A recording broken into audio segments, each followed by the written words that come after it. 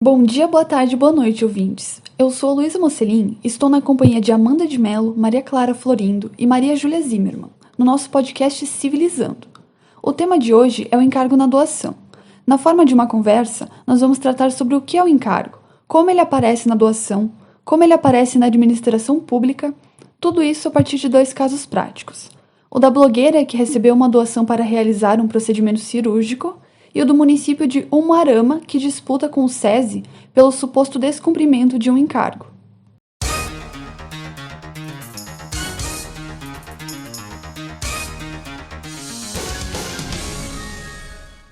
Civilizando, o seu podcast de direito civil.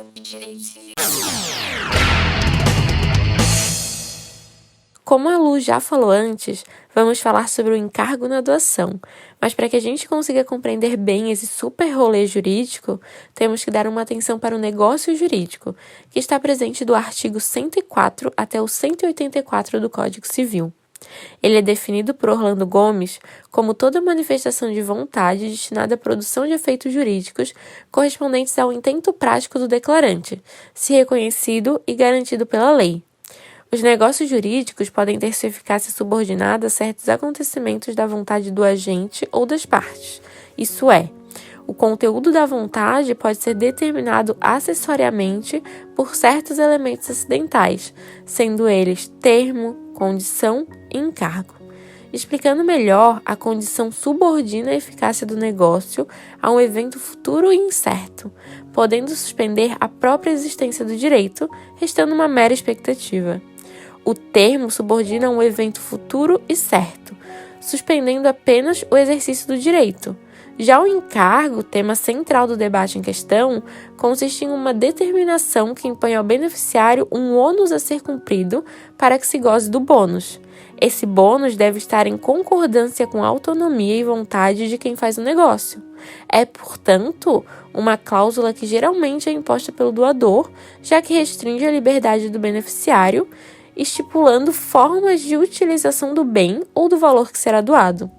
Normalmente, o encargo ele não suspende a aquisição nem o exercício do direito, a não ser que o contrato excepcione tal regra.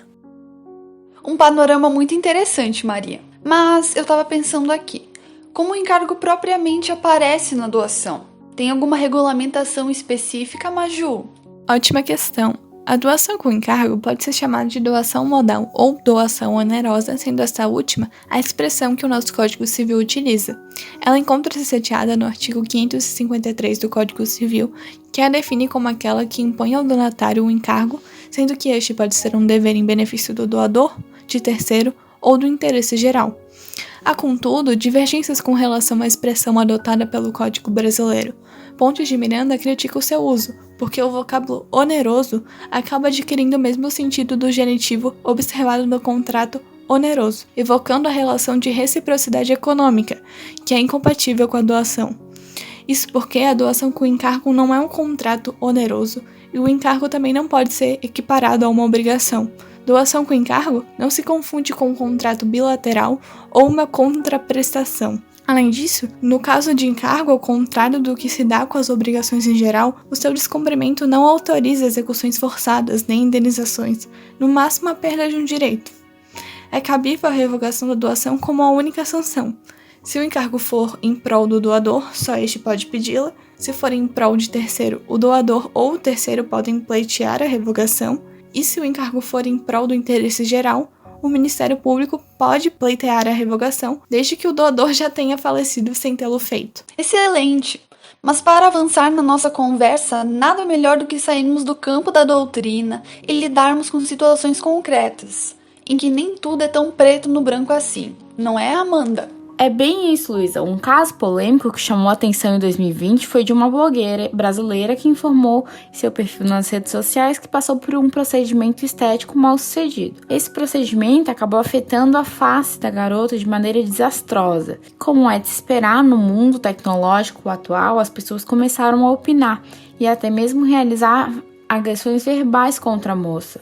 Então, após isso, houve uma grande comoção do público e de alguns famosos, que findou em doações monetárias por meio de crowdfunding, para amenizar as deformações causadas pelo procedimento estético. Esse tipo de doação segue a dinâmica da vaquinha, parte do princípio de que as pessoas colaborem e juntas realizem o que antes não poderiam fazer sozinhas. A diferença é que, agora, essa modalidade é potencializada pela internet, tornando muito mais rápido ou muito mais fácil as doações. Bom, retornando ao caso concreto, depois do dinheiro arrecadado ser destinado à influencer, meses após, sem qualquer mudança de procedimento, ela se manifestou, informando que não faria reversão, por conta dos riscos provenientes da cirurgia e pelo valor não ser suficiente para o que pretendia fazer. Por isso, ela teria doado valor a outras causas, que considerava também importante. Por consequência, a declaração reverberou de uma forma negativa sobre o público, que se sentiu enganado, já que a causa inicial pela qual tinham doado não existia, retornando o público assim a atacá-la. Mas nesse caso, a gente pode dizer que se tratava de um encargo? A blogueira tinha obrigação de fazer o procedimento, Maria Clara? Pois então, Lu, está claro que o caso discutido da blogueira consiste em uma problemática em relação ao encargo, de modo que a vantagem seria o recebimento de valor arrecadado pelos seguidores, enquanto o peso seria a necessidade desse valor ser utilizado para o procedimento corretivo.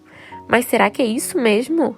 Em um primeiro momento, ressalta-se que os donatários, por vontade própria, doaram valores acreditando que eles seriam utilizados para uma cirurgia, porém não a impuseram como um encargo, já que não há qualquer contrato escrito e não pode se presumir sua existência.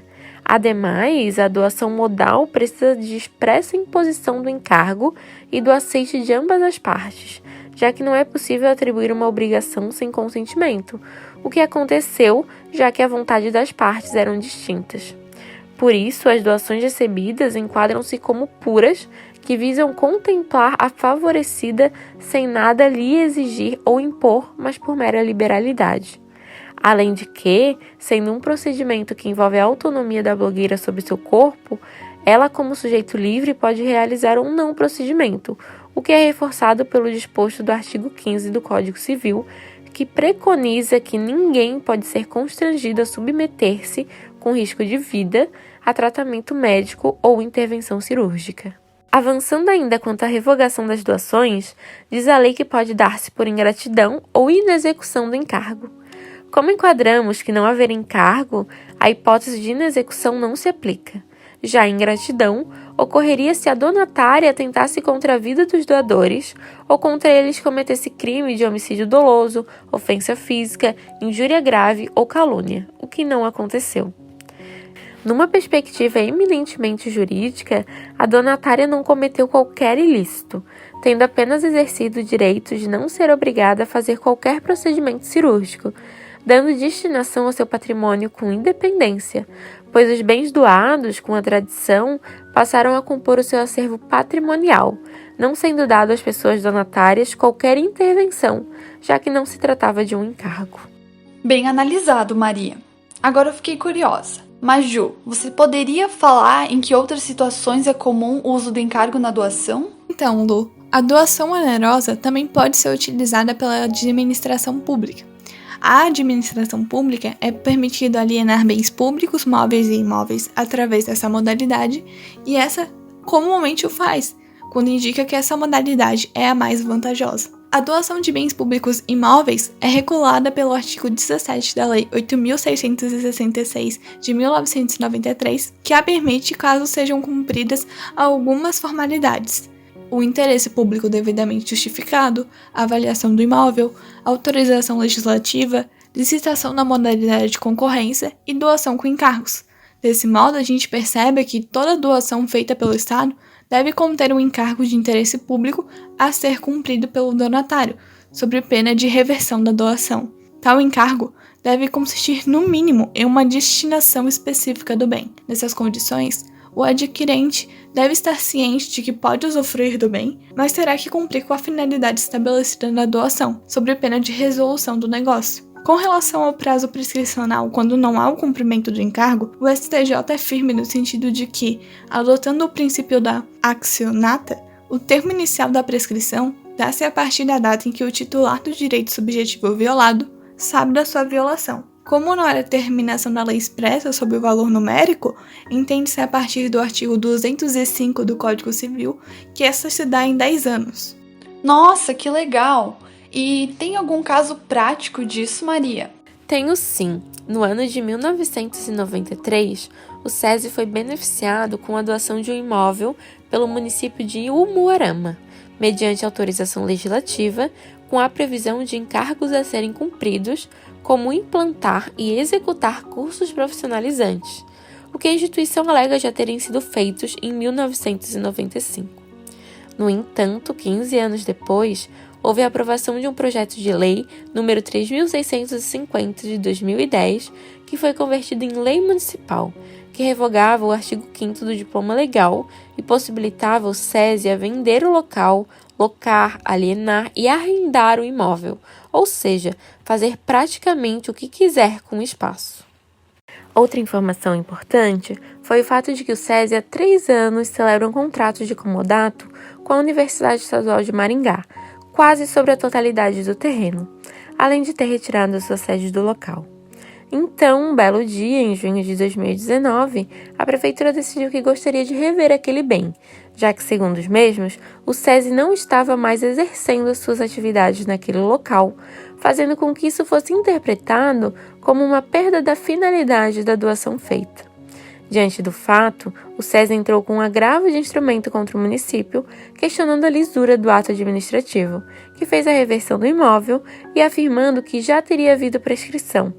Tendo em vista que a doação foi promovida há mais de 25 anos, os encargos teriam sido cumpridos há mais de 23 anos e a lei que autorizou a venda do imóvel já estaria em vigência há mais de 8 anos. E o que a justiça decidiu, Amanda? Bem, Luísa, para a 4ª Câmara de Direito Civil do Tribunal do Paraná, entendeu-se que as análises do juiz em primeiro grau estavam corretas, já que para eles o fato de haver revogação do artigo que proibia a alienação, alocação e arrendamento do imóvel objeto da doação não deixaria subentendida a revogação também do encargo, para a destinação que seria dada ao bem. Ainda deixaram consignado que, caso a doação tivesse cláusulas que proibissem a alienação do bem, assim como incomunicabilidade e impenhorabilidade, ela ainda se qualificaria como pura e não modal, o que reforça a destinação entre a revogação da cláusula que proíbe a alienação e da destinação atribuída ao imóvel. Assim, o dever deveria ser cumprido pelo donatário. Além disso, os desembargadores deixaram claro que os termos foram previamente estabelecidos e aceitos pela donatária, e somente seria possível desconsiderar a disposição caso a revogação fosse específica e expressa. Assim, deveriam os termos serem cumpridos permanentemente. Por fim, no voto também esclareceram a questão da preclusão, já que a obrigação teria sido cumprida há mais de 23 anos. Aplicou-se então a teoria da actionat. Somente passou a ser computada a partir da ciência daquele que deve agir da ilicitude cometida, o que foi feito pelo município, logo não há o que se falar em prescrição. À vista disso, o recurso foi totalmente desprovido, reconhecendo a legitimidade do município de Umuarama de cobrar o não cumprimento do encargo anteriormente previsto no contrato. Vixe, não cumpriu o encargo e perdeu a propriedade. O drama do SESI. Então, pessoal, a partir desses 2 casos, podemos perceber a importância do encargo dentro da doação, tanto do ponto de vista jurídico quanto do doutrinário, e acima de tudo, na realidade fática. E é aqui que nós encerramos. Obrigada, meninas, pela participação e obrigada a você, ouvinte. Até a próxima!